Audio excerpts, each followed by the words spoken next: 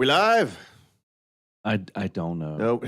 I wish it would go ding or maybe say action or okay, go ahead. No, it says live. Yeah, now. we're good. We're good. Let's say we're live. Welcome back, guys. I hope so. As promised, today on Monday, October 31st, Halloween, the Tesla Barbarian is here with the King of Men for our news roundup here on at noon. News at noon, of course, on the live stream. No, Tuesday is our news day, isn't it? We'll figure it out as we go along. Yeah, this is all new. I want to bring it up so I can make sure and be able to read people's comments because we know that I can't see the comments way over there. Bring it up here. I'm working on it. No, I can see it right here. Just demanding. Brought it up.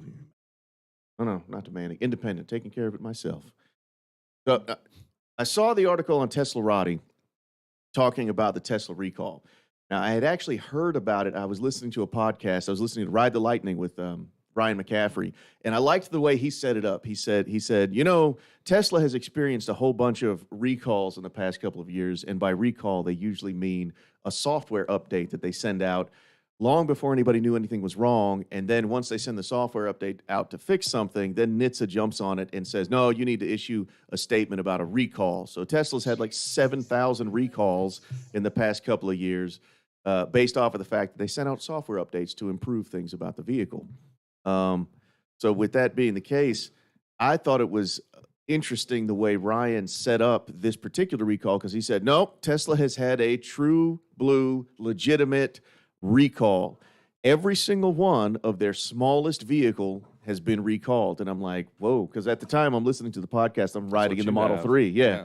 So every single one of Tesla's smallest vehicles has been recalled. And he said, I'm not talking about the Model S, obviously, certainly not the Model X, not the Model Y. And I'm not talking about the Model 3. What I'm talking about is the Tesla Cyberquad ATV that was made for children. And it's a toy that they came out with last year because, you know, the Cybertruck and the Cyberquad are supposed to be coming out next year. And it's supposed to be a real ATV. Well, they made a toy for kids. You remember the old Power Wheels from the late 80s, early 90s? You know, the Power Wheels? I know the theme song. Yeah, Pow, Pow, Power Wheels. Oh, Pow. Yeah, I'll do it. I ain't scared. Too old. And it was for toddlers, you know, it's for kids. Right. Well, so evidently they had to recall, according to Teslarati, they had to recall every single one of those Cyberquads, those toy Cyberquads. And the reason being that someone was injured on it. And there were a couple of other things that were said talking about the reportedly something about the pressure of the tires, something about the top speed, that kind of thing. Yeah. And so there also was some type of permitting that wasn't done properly when it came to releasing a toy into the marketplace, something about commerce, which Tesla partnered with Radio Flyer, which Radio Flyer, they do that. That's their thing. They make toys. You know, you remember the Radio Flyer Red Wagon. So they make toys. It's their thing. And so, let's see, David Du Bois says, recall is nothing important as I never have anyone in the back seat. Which recall are you talking about, Dave? Let us know which recall you're talking about. Right now, I'm talking about the Cyberquad ATV toy that they had. Are you saying that? So David might be referring to the story of what actually happened. So what happened was that here's this toy that's made for children, and a 36-year-old woman got on the back of it with her 8-year-old child in front of her. And shockingly, the thing turned over. What? Because, I know. It's astounding. It's amazing. It just doesn't have the stability to hold a grown adult woman along with an 8-year-old child. What was this, a three-wheeler back in the 80s? And so it rolled over, and the woman bruised her shoulder. So the injury was a bruised shoulder to an adult who was misusing the toy. Well, some type of a complaint was filed, and when the complaint got filed, some consumer agency started digging and found out that certain little steps had not been taken when the toy was released to the public. And so with that being the case, they forced Radio Flyer and by proxy Tesla, because Tesla licensed the name and the design to Radio Flyer to make the toy. And that recall says they got to recall everything, every single one of them, all back. So what it is Radio Flyer's sending everybody a letter that says, here's this postage paid envelope. Here's the instructions on how to pull out the motor control unit. You send back the motor control unit to us, and we will issue you a full refund. Oh, and by the way, you can't resell it because it's illegal to resell a product that's been recalled. So according to Ryan, every single one of Tesla's smallest vehicles has been recalled now. So that's a little misleading, though. It's not Tesla directly. I would agree. They loaned the name out to Radio Flyer to make that quad, right? Yes. Okay. So has there been an actual Tesla recall? Like you got to take it into the shop and get fixed. I know that there has been one. There has probably been more than one. I can't think offhand of one. It's been a while because all the most recent recalls have been things that were able to be fixed via software update. Yeah. Yep. Like the windows rolling up too hard and Yeah, the windows rolling up too hard, and then there was another one. Gosh, it's escaping me right now. It had something to do. I think it has something to do with autopilot, maybe. And they issued a software update that fixed it, no problem. I really can't. There may have been something with a camera that they installed a couple of years back that they needed to bring them in and change them out. One of the major ones was it wasn't a recall. It was Tesla had upgraded their hardware. And Tesla had allowed, at that point, everyone, I think it was from hardware 1.5 to hardware 2, or maybe 2 to 2.5, or something like that, where they allowed everyone that had purchased full self-driving prior to a certain date to bring their car in and get the new version of the hardware installed for free, which I thought was really awesome of them. See here, back seatbelt Model 3. So Bill says back seatbelt on Model 3 was a recall. Maybe we can Google that to see what that was all about. So evidently there was a recall. Bill, did you have to take yours in to get it fixed? Apparently David did not. He never has anyone in the back seat, so David DuBois did not feel like that was a very big deal. I get it. There's almost no one ever in my back seat. I think the last person in my back seat was me. When we took the King's mom out for her test drive. Mm-hmm. Let's see here. Oh, okay. What does that say? The 2017 to 2022. We'll go to it. The 2017 through 2022 Tesla Model 3 compact electric sedan is being recalled for rear seatbelt anchors that may have been improperly reattached after service. The NHTSA disclosed Friday the issue applies to rear seatbelt buckle on driver's side and the rear center seatbelt anchor, but it says improperly reattached after service. I wonder if that means that that if you haven't had your rear seat serviced, that it doesn't apply to you.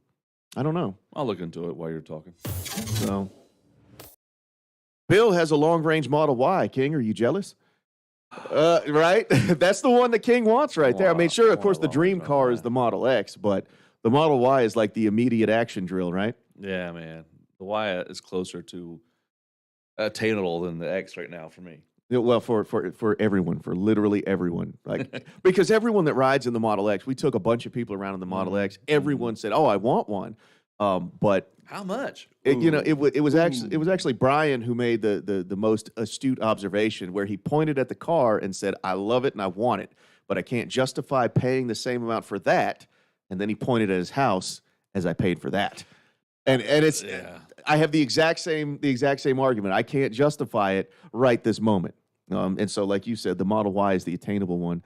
1943 Vermork says the back seat belt recall was not a production issue, but a service issue, just like we were reading. That's what I'm reading right now. Yeah, thanks for confirming that for us, Vermork. Ethan Etheridge says only for those who have had a service done. So it sounds like everybody's in agreement. The seat belts properly. Yep. Okay, so. I'm glad we're all in agreement on that one because that sounded. Yes, it's a recall, but it has to do with service, not the production. Been another one though? I mean, that one's made it. They're out there. I'm sure there's a list of it on NHTSA or in Consumer Reports about it. One of the other things I wanted to talk about was this thing that I keep seeing repeatedly in our comment section.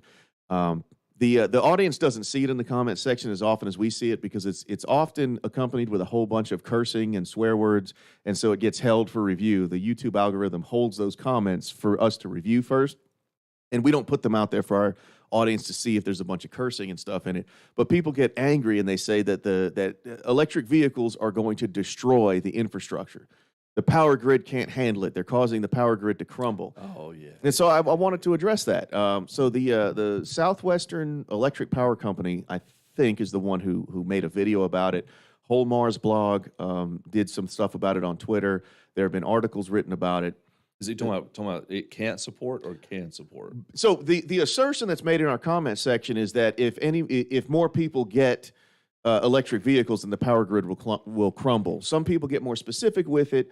Somebody recently said to me that they spoke to someone who works for a power company, and they said that if 1/3 of the people in the neighborhood get an EV, then all the power will go out. The power grid won't be able to support it. Makes sense to me. Well, that type of an assertion, so there's too many variables that are left out. You can't make those assumptions. So what size neighborhood are we talking about? Yeah. Okay, and so in what location? Because the power grid, all power grids are not created equal. So what power grid are we talking about? In what area? In what neighborhood? But really, I like the way, I think it was the Southwestern Electric Power Company, and I'll confirm that, but I like the way it was that they went about going about it, because they calculated it for the worst case scenario. Essentially, most of the best, most efficient EVs get a certain MPGE. MPGE stands for miles per gallon equivalent. We're all used to hearing miles per gallon. And so the most efficient ones these days get between 140, 150, some even 170 miles per gallon equivalent, whereas the least efficient ones are in the 60 to 70 range. So they calculated it based on a 100 miles per gallon equivalent. And they did their calculations based on if everyone on Earth, if everyone in the United States overnight, immediately, no gas cars, all EVs now, which doesn't happen. Yes, Southwestern Electric Power Company is the ones who did the research. And their research, they did the numbers based off of if everyone's gas car vanished overnight and was replaced with an EV with a 100 miles per gallon equivalent, which is an important distinction because we all know that that's not how it goes. Jay Lemieux just said, I just had a recall on my Model S airbag, just replaced. Okay, so that a Model S airbag, Jay Lemieux, that sounds like something you definitely had to take it in and get it replaced. Were you notified via snail mail, email? How did they reach out to you and contact you? Let me know. Michael Barrel says, hi from Germany. Enjoyed your vids a lot. Thank you very much. Let's see here. False, because city and urban is different and not everybody charging at the same time slot. Michael, thank you. Thank you. You're jumping onto the new topic here, and you're the exact same kind of concept that I'm talking about. Urban power grids are different from rural power grids. Urban power draw, urban neighborhoods are different from rural neighborhoods. Right. There's a different power draw. There just is. And so to say blanket, if a third of your neighborhood gets an EV, it'll all crumble. You can't, there's too many variables that are being assumed there. But if we make the assumption that all the EVs get an average of 100 miles per gallon equivalent, which most EVs get better than that, but there are some that get worse efficiency than that, and we assume that everybody overnight in the United States gets an EV today. So taking into account the number of licensed drivers and the average mileage per year, that means that in that given year, when that happens, there will be a draw for EVs of 1.1 trillion kilowatts for that year. Now, annually, the United States generates about 4.7 kilowatts.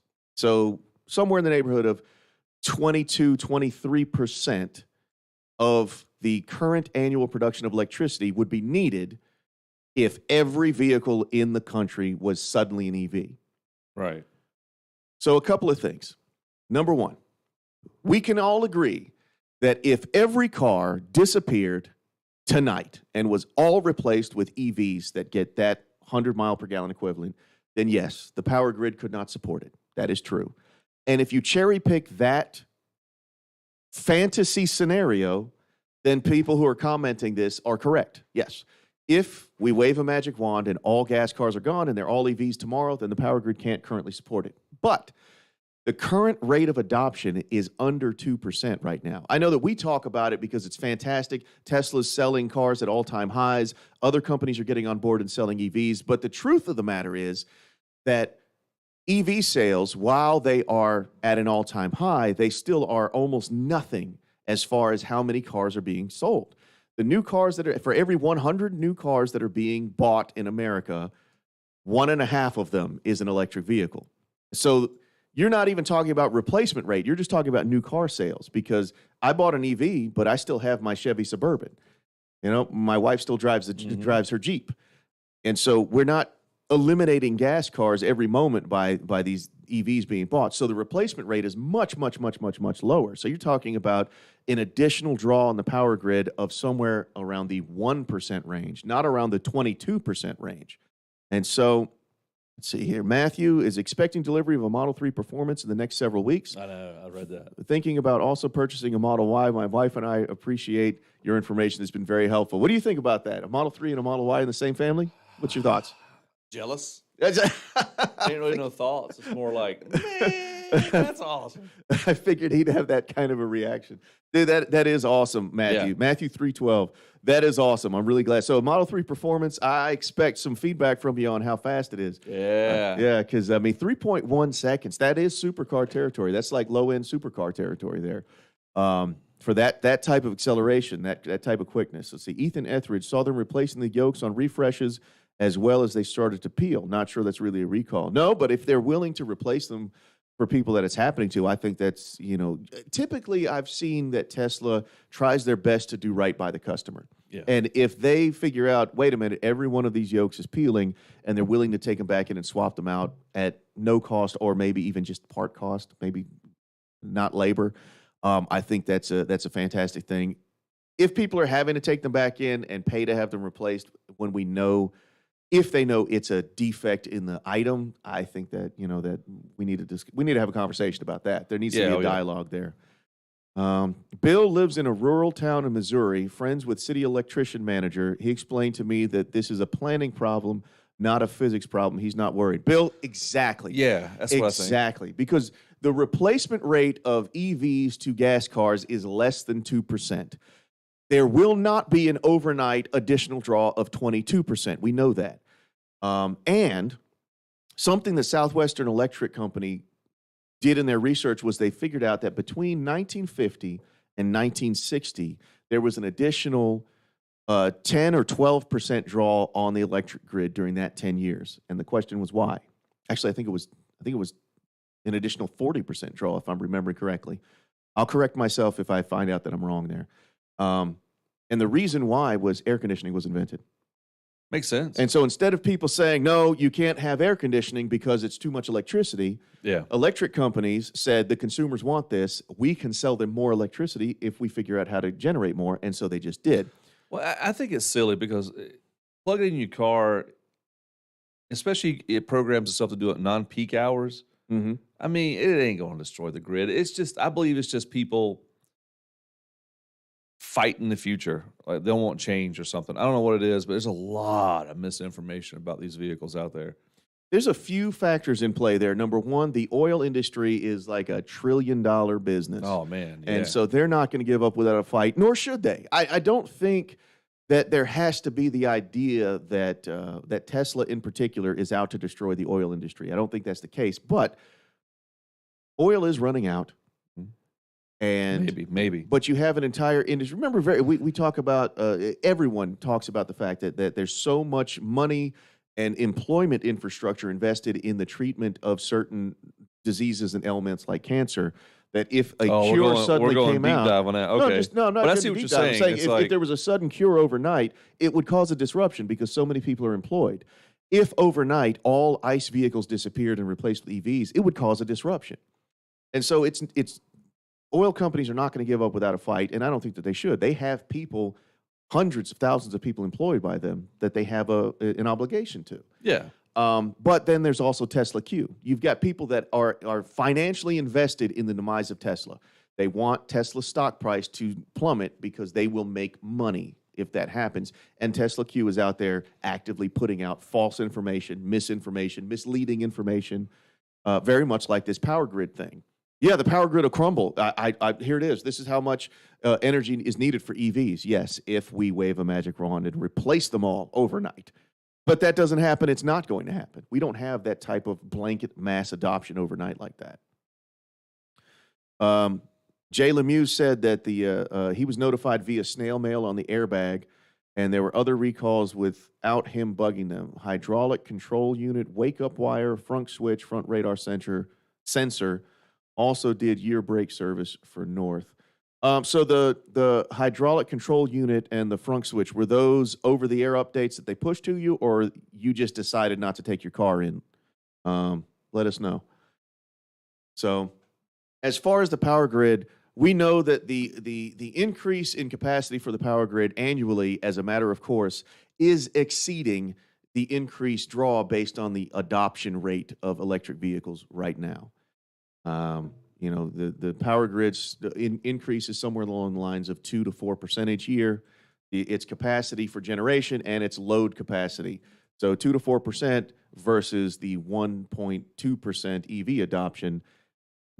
It just does not appear, based on the numbers, that we're in danger of cracking the grid in half by plugging in our cars. Plus, King, you made an excellent point.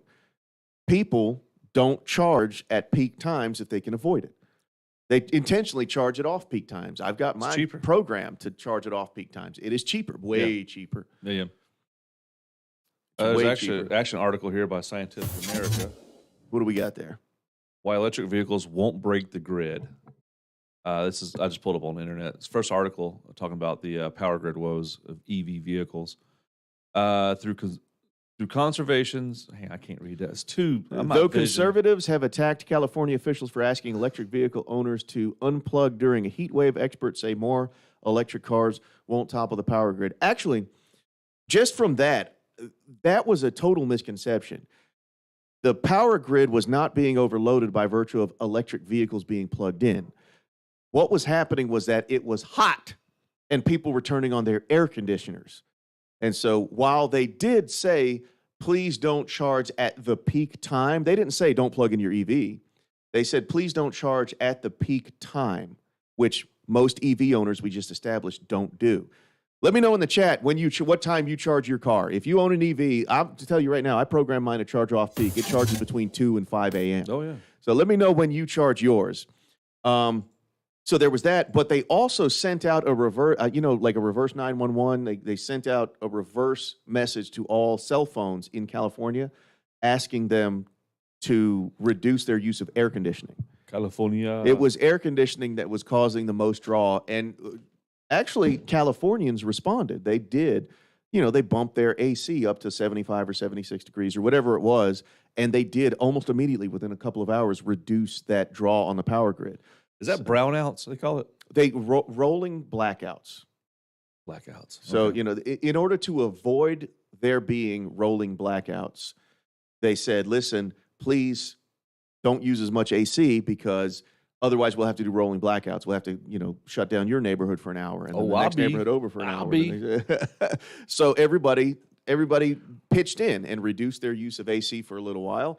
And there were no rolling blackouts because of it. So. Another thing that I noticed about the power thing, when you buy a Tesla, I know Jeff, that Tesla hater, first thing he said, "Hey, you got to buy got an electrician, put it in for like $55,000." Is that your Jeff impression? That's my Jeff impersonation. Jeff has that tough, gravelly voice. He has a real good voice. Like I'm telling you, if I'd love to have him on like a radio station. My grandmother, her whole life, she had my uncle or me or somebody do her outgoing answering machine message, so people would think that she lived with a fella, That makes sense. But yeah, first thing he said was, it's not going to save you money and gas because you got to get an electrician to install for like $5,500 or something like that.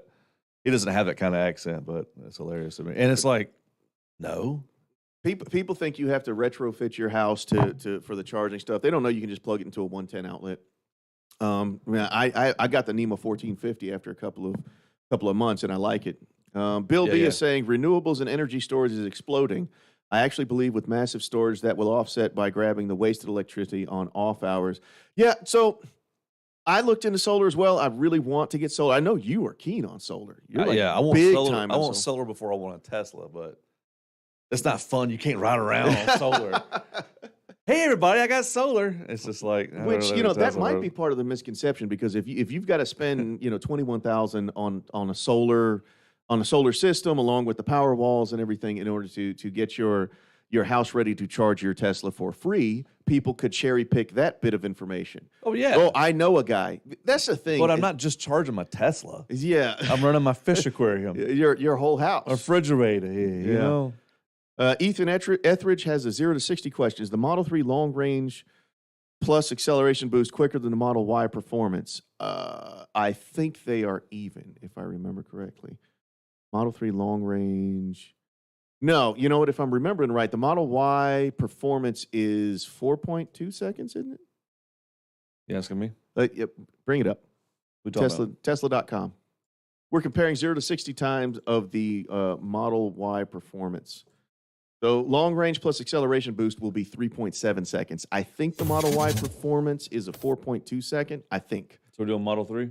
No, go to Model Y performance. Let's get a 0 to 60 time on that one. I knew that. I was just testing you. I know you would test me. You keep me on my toes. That's why I love having you around.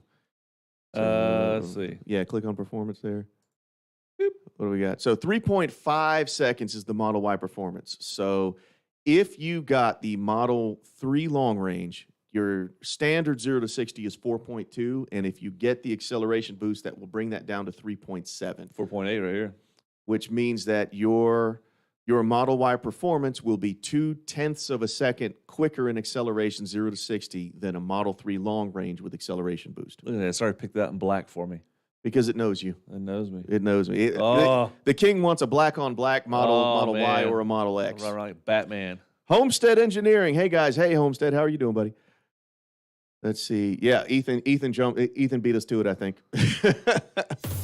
Matthew says transition to EV is happening. Musk knows what he's talking about. That doesn't mean I still don't want to hear and smell the engine of my 67 Corvette Stingray. Yeah. Matthew, say that again for the people in the back, because I feel like there is some type of societal feeling that if somebody purchases an EV, then they have an obligation to crush a gas vehicle somewhere. I'm not that way. I'm not either. I still want a OG Hummer. Is that the H1? Like, yeah. The I still H1 want diesel one. getting Yes. 1 mile to the gallon? Yes, I still want one. I just want one. There was such Schwarzenegger had one such back in a the good days. joke about that one where the comedian said, somebody asked you, oh, how many miles you get to the gallon? And the comedian goes, miles. A little optimistic, don't you think? Yeah. I mean, feet I get. But I mean, yeah, we're not crapping on like performance. It's just I'm riding this wave of this new technology, this new revolution in automobiles. And it's crazy and fascinating. Because remember how phones used to have to you get your phone, pull the antenna out with your teeth, flip it open Yeah. to that green LCD and be like, let me call mama. I remember her phone number. Hey mama, hang on my antenna. Yeah. And yeah. then these came out and we're like, oh my gosh. Well, I remember That's the why I in own these between when vehicles. texting became a thing. I had a pager, dude. And the testing was, you'd have to hit the number 3 times, Oh yeah, So, yeah, yeah. so to to J. get your name, it was like beep boop boop boop Yeah, boop yeah, yeah. beep beep beep. But see, that's boop, I just love this new revolution in vehicles. I still love. My wife wants a '76 Charger. I think that's right.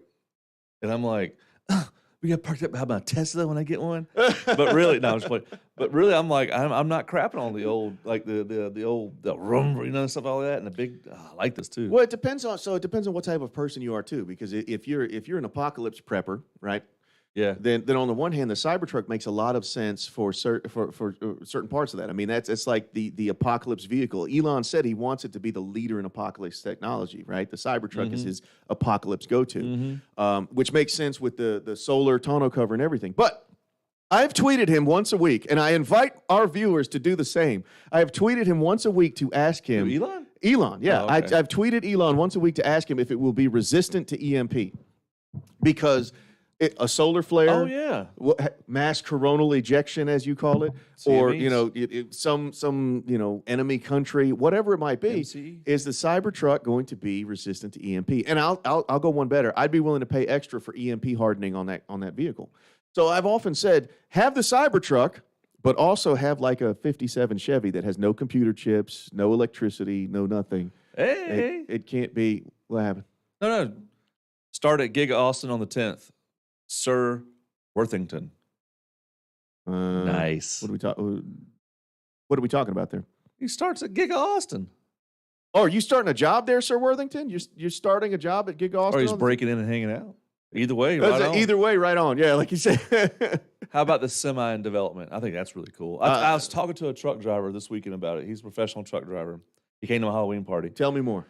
And I was talking about the Tesla Semi, and he was like, yeah, he's kind of like optimistic, but kind of like, I'm not so sure about it. Uh-huh. I said, dude, you drive right in the middle of the truck, 500 miles, electric. It has great torque. It hauls all this stuff, whatever. He's like, yeah, I'd be interested to see one. And I told him the price. Yeah, that's what I was going to And ask. he was like, that's not bad, really, considering. It's not bad considering. The cost per mile to operate it is lower than any other truck, and Elon said it's supposed to be lower cost per mile than rail, but I don't know. The limiting factor is going to be, where are the semi chargers going to be? That's going to be the limiting factor. Probably. Well, I'm figuring at docks and stuff, and Oh, definitely, because you pull in as they're unloading your trailer, you're charging. yeah, But where? Like Pepsi has taken delivery of a whole bunch of semis on December 1st. Pepsi has had time to plan for that and install those. the Giga Chargers, what do you call them? They were once called mega chargers, but unfortunately, because they're called mega chargers, people automatically started assuming that they would have 1,000 times the capacity of regular superchargers. And so they changed the name to semi chargers, because mega chargers is a great name. Just like Powerwall. But eventually, Mega Mega Pack. Charger hopefully will be for Teslas too, like regular Teslas. I don't know. I That'd be really awesome. don't know. 15 seconds. I just know that they stopped referring to the semi charger as mega chargers because there was some confusion. They were thinking that because it was called mega, it would have 1,000 times the capacity of a supercharger, which I don't know if physics allows that I just don't yet. know, but if people break their shoulder on a kid's quad, then people might get that confused too. Ethan says, dude, the battery is huge on the semi. I can't wait to see one on the road. I can't either. I'm actually a little bit hurt because they changed the original prototypes. They had these flat wheels. They had basically arrow wheel covers on the semis, and I thought it looked so cool with that bullet nose on the front of the trunk and the flat wheel covers. Now they're kind of the same wheel lug nut look that we've become accustomed to on semis. I thought it looked a lot more sleek and slick before, but that's neither here nor there. If the semi performs and delivers what has been promised, it will be awesome. Absolutely awesome. You know what? Your friend who's a professional truck driver, I would like to hear his opinion if he ever gets the opportunity to be exposed to one in person, to see it, to sit in it, maybe even to drive it. If somehow, maybe we can pull off. maybe we can pull something off. We'll try. Well, put it out there in the universe when it happen. I see what you're saying about the lug nuts. Have you guys heard of Classic Car EV? I saw that Tony Hawk had a Corvette Stingray retrofitted to be an EV. Is that what you're talking about, Zach Kane? It was Zach Kane that said that. Blow your car up plugging into a mega charger through a. I would hope. Yeah, no, I would hope that the connector would be different, like you said, Ethan. Somebody will make an adapter, a 3D printed adapter. Somebody's going to be the guy. It happens. There would be no rules if there wasn't the guy. The guy is out there screwing stuff up so that there's always a new rule being made. Yeah. How many kilowatt hour battery do you think it will have? I don't know. Actually, maybe can you Google the kWh on the semi truck battery pack? I wonder if that would be out there. Because that would be something to find out that it's a megawatt hour battery pack, and that's why they were calling it the mega charger. I mean, you think of the size and weight of that thing and what it's got to pull. So 500 kilowatt hour, according to Inside EV. Yeah, there we've got it. Tesla Semi will have a 500 kilowatt per hour battery pack. According to Inside EV. Let's see here. Maybe do some more videos of you driving people in your Tesla to show people the acceleration. Those are great. That's what sold my wife on a test drive. Oh, wait a minute, Matthew. Our video sold your wife on a test drive, or you guys experiencing the acceleration? If it was our video, man, I'm really happy. That makes me feel good if it was our video. Like, thank you. Brian Tieran says, I wonder what normal people who ordered these will do with them and how they will charge it. Zach and Jesse from the Now You Know channel have one on order. So Zach and Jesse, they pretty much order one of everything. Like they had the Ford F-150 Lightning. They got the Rivian R1T. I think they've got a Rivian R1S reserved as well. They get the new everything. They've made some jokes on their show about the Tesla Semi, like doing a tour across America kind of thing. It would be neat if they pulled like a stage instead of a trailer. They pull like a mobile stage behind them, because I think Zach has a Class A license. That would be something to go town to town and like Now You Know live and yeah, Now You Know IRL. That would be really awesome. That would be awesome. So Matthew says, "Yep, man. If it was our video that convinced your wife to take a test drive, and now you guys are getting one, thank you and you're welcome." Actually, Brian's got the same thing going on, right? Well, him and Renee. Yeah, Brian and Renee. They're going to get one, and my mama's going to get one eventually. I hope I beat my mom getting one before she gets one. But that's the thing that you got to remember. Okay, our parents. We look at the stuff that our parents are able to do and our parents are able to have, but they're 30 years ahead of us in life, and they've got 30 years Not more mine. wisdom.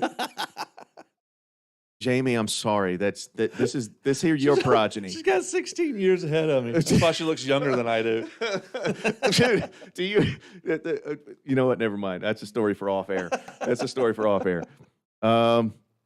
Let's see here. Sir Worthington says, "Isn't the seating in the semi like a McLaren F1 seated in the center?" Yes, sir. I think King just had a picture of that up. Maybe we can throw that on the screen. Homestead Engineering says, "I have never test driven a Tesla. How can I do that one? How can I do that?" Well, Homestead, where are you at? Do you happen to be in North Carolina in the United States? If so, we can make that happen. If not, you can contact a Tesla's delivery center, a Tesla dealership, and you can schedule a test drive. Usually either a Model 3 or a Model Y is all they'll let you test drive. Which is... Dude, I'm telling you, I test drove a Model Y Performance. That was my first experience. I like those Model Ys, man. Mind-blowing. I took a video of it. I'll make it a short and put it up there. Gainesville, Florida. Gainesville, Florida. That's a bit of a hike for us, man. If we're ever down there, we can do it. But Florida's got plenty of a Tesla presence. So contact a dealership, a Tesla, what do they call it? A Tesla gallery, a Tesla delivery center, and no dealership here. Really? That's not good. Let's see here. Wish I could type. Man. I'm wondering, does Florida have the no direct sales law? Do they have that? If that's the case, Turo, you could rent one on Turo, because that's how we got the Model X Plaid and the Model S Plaid for us to take people on drives. We went on Turo. We just rented one for a day. Give that a shot. Have y'all experienced a Rivian yet? I have seen them up close. There's actually a video on the channel where I went to the Queen City EV show, and Brandon Flash, who has a YouTube channel as well, Brandon Flash, had his Rivian R1T there. We stood and had a good conversation, talked about it. I did not ride in one yet, though. Bill B makes an excellent point. You can just ask about any Tesla owner. Most Tesla owners are all about giving test rides. That's true. Did you see the windshield in the Cybertruck will have the same kind as the Model X? Yeah, somebody else mentioned that. Yeah, so it's definitely going to have the panoramic glass roof. And I've not seen the picture that Zach's talking about. There's a recent picture of the interior that looks like it has that helicopter wrap over the top of the glass roof. I haven't seen it. I want to go back and watch the Jay Leno's Garage episode with the Cybertruck and see if we can see that in the original prototype. Here, I'd be curious to know where everyone here is from. You know what? Good call, Matthew. I actually asked that in one of our recent videos because we've got such an international audience, like Germany, Australia, Sweden, Switzerland, England. These are just the people that we know. Germany, yeah, Germany today. So hey, drop in the chat real quick where you're from. That way, you know, everybody can get to know each other. Nashville, Roscoe. That's just a cool name. Roscoe from Nashville. Do you play music, Roscoe? Hey, Nashville isn't just about music. It's most about music. Yeah. So what is it about hot chicken? What else? You got music and you got spicy chicken. Tell me more. Oklahoma. Ethan Etheridge is from Oklahoma. Brian's from New Hampshire. Unfortunately. Chirac. You're fine, man. You're fine. Matthew said Chicago, unfortunately. Banya Fours from West Palm, Florida. Roscoe said hot chicken. I'm not making this up. Come on. I'm going to say this. I'll say Nashville hot is a specific flavor. Is and it really? Man, it is good. You're more world traveled than I am. No, I've never been to Nashville. So I'll say that. I order Nashville hot when I go to restaurants that are known for, but Alston. I've not been to Nashville. My you know what? If I don't take the Shield Maiden to Nashville soon, she may kill me in my sleep. Deservingly so. I've been promising for 18 years to take her to Nashville, and I haven't yet. So, My family was just there. They took a trip to Nashville, and I stayed home and watched the dogs. Really? Yeah. You didn't get to go? You didn't want to go, I did you? don't like travel. Yeah, I get that. I get it. Everybody, make fun of me in the comments real quick. Tell me I'm a lousy husband because I have not yet taken my wife to Nashville, and she deserves to go, and I need to take her. Roscoe, you got to hook me up with all the good hot chicken joints when we get out there. Oh, see, Roscoe said, "Oh no, come down here, bro. I got you." Thank you, Roscoe. Give me a list of all the good hot chicken joints. We're gonna do this. When we get out there, Roscoe, we'll all get together. That's a promise. They have it at Buffalo Wild Wings. They have it at Zach Buffalo. says. Yeah. You ain't got to go too far. I get Carolina Reaper when I go to like Buffalo Wild Wings or 66. I get Carolina Reaper. I pay the price for it the next day though. But it's amazing the Tesla community. I mean, check it out. We got 30 viewers right now. Probably you're one of them. It's 29. And then we're talking about these vehicles. Just as a vehicle, it's just a vehicle. Yeah, but we're It's a talking about whole everything thing. else too, though. Like we're talking about trucking, we're talking about power, we're talking about chicken, we're talking about Nashville music, we're talking about travel, we're talking about the international community. That's why they say, who was it? Who was from Florida? That was Homestead Engineering. That's why they're saying Homestead that you could pretty much just ask any Tesla owner you see. If you're at a convenience store and you see a Tesla out there, just ask the owner, hey, do you like these? What do you think of them? What's your favorite thing? The conversation will get started because it's like being a vegan or being in a CrossFit. You get a Tesla, you got to talk about it. I hate it when they call my Tesla a car. Why? Because it's smartphone on tires? It's a meme. But it's true. Like the Tesla community is a phenomenal community. Everybody likes to get together and talk about these things and talk about anything with people that are kind of like-minded about that one aspect. So Homestead, let us know if you're able to actually get a ride in one. By the way, Homestead. So your name, Homestead Engineering. Do you have like a channel where you teach about homesteading and being prepared, or is that just a name? Tell me more about that. It does sound interesting. Yeah, I like that kind of stuff. Absolutely.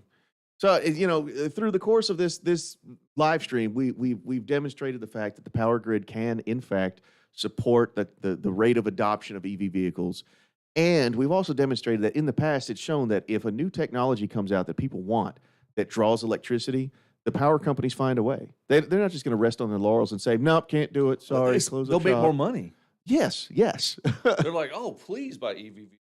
And it was already said by somebody in the chat that solar power, renewables, they're just becoming more accessible and becoming more efficient. There was a time in the not too distant past where the physical capability of photovoltaic cells just was not yet there. To have it on your roof, you wouldn't be able to run your air conditioner. You wouldn't be able to power your entire house with solar on your roof. But now the efficiency of those cells, the capability of those systems, the ability to safely store it in the power walls in your garage or wherever you store it, all of that coming together to make it just a real world possibility for you to be your own power company and not to be a draw on the grid. And if you're your own power company, what is it? What is the phrase? Somebody who's a Now You Know watcher, tell me the phrase that they use, like a micro peaker plant or a community peaker plant, where you get the whole neighborhood or a part of a neighborhood where everybody gets together and agrees, yes, we'll all get solar and we will all sell it back to the grid at peak hours. And it takes such a load off of the grid that the grid recovers even without any physical improvements to the grid, which is something that as solar becomes more affordable, more efficient, and more easily attainable, that's going to become something that's just commonplace. Elon talks about how, in the 80s, you wouldn't have bought a house that didn't have phone jacks. No. And right now, like, is high-speed internet available is a common... you wouldn't want to buy a house that didn't have high-speed internet available to it. In the near future, it'll be, what do you mean it doesn't have solar? No, I'm not going to buy a house that doesn't have solar on it. That will soon be a thing as solar becomes more prevalent. Here, watch when you get the time Cybertruck diamond steering by connecting the dots. You won't regret it. I'm dying to know if it's there. Check that out. Let's see here. And Zach says, my cousin has a long-range Model 3. It's more a toy than a car. Too much fun to drive. I, too, have a long-range Model 3, Zach, and I admit I think of reasons to drive it. I do. It's just so much. It is a toy. Yeah, I have gotta a good go to the time store driving and it. get toilet paper. It's very After I very threw peaceful. away all the toilet paper, so I can get in the car and drive and get it. Virtual power plant. Brian, you're the winner. That's it. That's the blue ribbon winner. Brian, it's a virtual power plant. Thank you, Brian. I had a brain cramp. I couldn't think of it. Don't tell Zach and Jesse. Don't tell them. Don't tell on me. Most important question for the Tesla Barbarian: when are you getting tint? I'm not planning on tinting the Model 3 by virtue of the fact that I already know for certain that I am going to be selling the Model 3. And any car, even a Tesla, it holds more of its value as close to stock factory pristine as it can be. When I get the Cybertruck, I'm selling the Model 3, so I know I'm going to sell it. I'm not going to tint it. I'm not putting any wraps on it. I'm not doing any modifications. I put a screen protector on it. It's got all-weather floor mats. That's as far as I'm going. So here in a few months, my Model 3 will be up for sale. And then when I get the Cybertruck, that's my forever vehicle, and all bets are off. I'm going to do all the everything to it, all the everything. So, yes, sir. I need you to vamp for a minute, Ash. Not dance, vamp. Well, so selling versus put on Toro. We have looked into putting Teslas on Toro, and it's a good idea. It's just right now, it's hard to focus on this and manage a Toro. We haven't really perfected this yet, but I think our goal is with this company is to maybe one day have a Toro fleet. I don't know.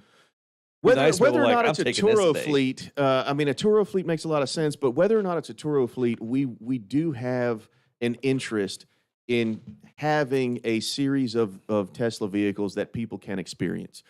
Just like Homestead is in a position where he feels like he can't get the experience of being in a Tesla. We want everyone to have access to that.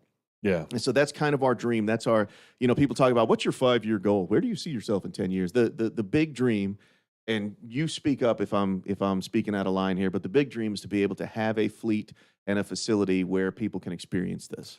That's really it, because I really want to get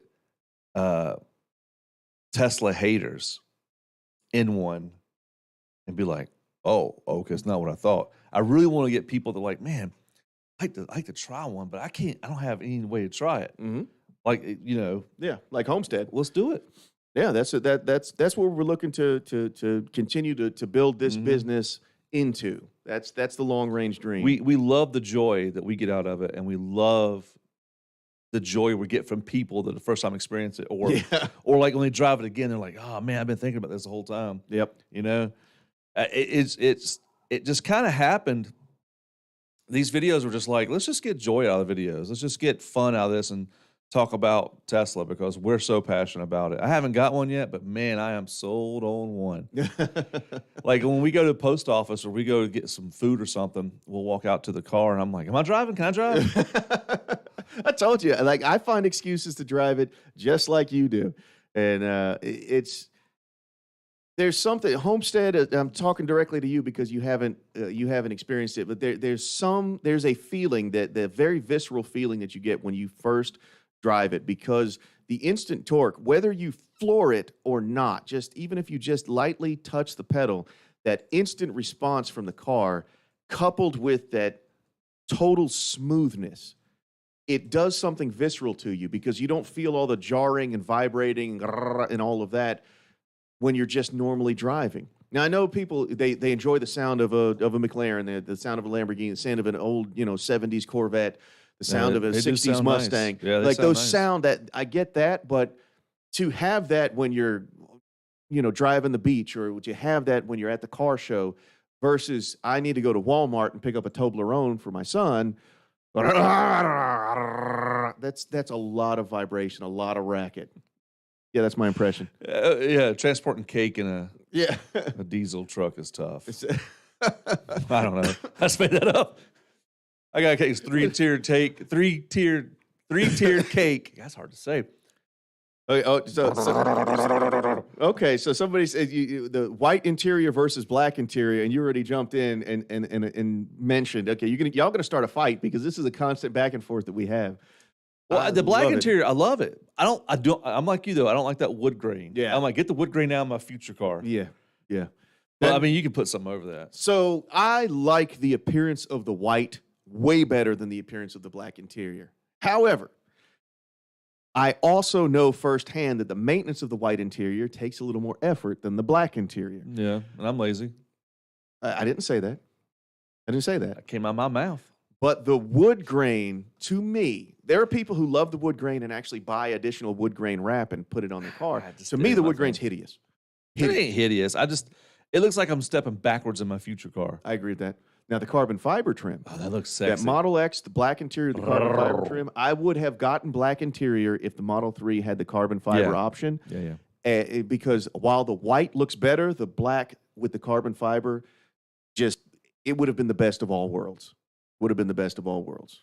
So you should find a mall parking lot and offer rides. Sir Worthington, all right, let's talk about that. That gets suggested to us almost every test drive video. I have liability concerns. Yeah. I do. I have Yeah. concerns about that liability-wise because remember, I don't just give them rides, I let them drive it. But everyone that has driven my vehicle, almost everyone, has been somebody that we know. Mhm. At least somebody that we've met, a friend of a friend, you know. I'd never met Renee, but she drove the. that's one of my she good didn't drive friends. the X. She didn't drive it though. No, she hasn't drove yet because that was Riddle. So I mean, Yeah. a friend of a friend, a family friend. I just can't see you give somebody the ability to drive your vehicle that you've never met before. It's not the same as holding a sign that says, free conversation or free hugs or something like that. You're giving them the ability to take this deadly weapon and take it out, unrestricted. I feel like there's liability issues there. That's all. I'm a little wary of that. I'll do a little research on it and we'll see because the insurance goes with the car, not with the driver. And to have a stranger wrap my car around another car and it be on me, I was just testing the auto drive I feature. have some concerns with that. Let's see here. I've done the same at EV shows in Florida. Mark says I've done the same at EV shows in Florida. Mark, are you talking about letting people drive it? But even then, if you're at an EV show, you're talking about like-minded people who understand what they're getting into. Yeah, as we always opposed to have total that. strangers. We don't show it in every video. We always have that real slow startup. Sit down. This is the hold feature. Yeah. The brake is going to feel weird. And I actually like that. I like it. We usually don't put that in the right back. we usually don't put that in the final cut when we give the instructions. We give the regenerative braking lesson. We talk about the touchscreen controls. We talk about the stalks, the soft press, the click on the stalks. We give that whole lesson up front. We usually don't put that in the final cut, but they get a long time with the car, and we teach them how to use it. Sir Worthington said just the ride to give them okay. I could see that, Sir Worthington, to give a test ride, not a drive, just to give them a tease, a conversation starter. Let's see here. I've only let the homie drive, not even my girlfriend yet. That's what Ethan said. Oh man. Matt Painter says agreed. Black is better, but wood grain is not great. Yeah. Matt, did you cover up your wood grain with something? Did you get some like the carbon wrap from Abstract Ocean or something like that? Homestead says I do have a Cybertruck on order, brother. I hope that you get it first in line come June or July of next year. Brian Tieran says, I've let my girlfriend drive it plenty, but recently scratched the paint on some branches. It will buff out. Oh, no, Bill. Bill says he tipped a pizza upside down on the white seats, and a little of it dried on there. Almost cried the next morning, but it wiped right off. And you know what? I agree that while it takes a little bit of maintenance, it pretty much does just wipe right off. What I noticed, I almost never wear blue jeans, but the king of men over here, he wears almost exclusively dark-colored blue jeans, and it leaves a blue tint on the white seats after a couple of days. But you're right. I just take baby wipes, and I wipe the seat off, and that blue tint comes right off. And it's not, it's not like it's clear that it's actually happening because the blue comes off on the baby wipe, and I can see the blue on there. I feel like I need to get some of that ceramic coating for seats, but I worry that it'll mess with the seat heater. Have you ever had anyone test drive your Tesla and say, I'm not impressed by a matte 2000? I can't wait for that to happen. To quote Mark, nope. Nope. When that happens, I think that will actually make an amazing video. Because it's going to be like, are you sure? No, But, I people mean, are open to imagine. have their own evaluation. Yeah. It'll eventually happen. I kind of pride ourselves on the fact that we don't try to argue with people when they have a stance. Like when we told Jeff, when Jeff said, "Oh, well, these catch fire and it costs, it quadruples your electric bill." Well, we didn't argue with him. We just demonstrated the facts as we have experienced it. Yeah. So can we all agree that gloss black shouldn't be allowed in vehicles? Oh, the piano black, the fingerprint magnet, you mean? Is that what you're talking about, Brian? Talk good about that. Yeah. Oh, my goodness. Piano black, yeah. I have not personally had it in a vehicle, but I did test drive a 2018 Model 3. And dude, all I did was just touch it. And it just, you wouldn't even have to lift that fingerprint. You just photograph it and send it in as evidence. That's how good it holds your fingerprint. Mark said fingerprint magnet. Yep. Yeah. Mark said it's usually hard to get them to push the pedal down. Yeah, Brian never floored it. I told him Joe 3 times to floor it. Yeah, Joe didn't either. He was like, okay, I'm going to floor it this time. And then he accelerated quickly. I said, no, Joe, I know you didn't floor it. No, well, this is your car. I'm not trying to go crazy with it. I get that. I get it. But I also tell them, you are in care and control of the vehicle because I'm not going to order them to do something that they're not comfortable with or feel safe doing. So I have a 2019, wrapped it white right away. Yeah, I'm thinking about a wrap. Yeah, I've seen some crazy and cool colors. Yeah. Yep. See here, Bill said he put color lock leather shield on first. That helped.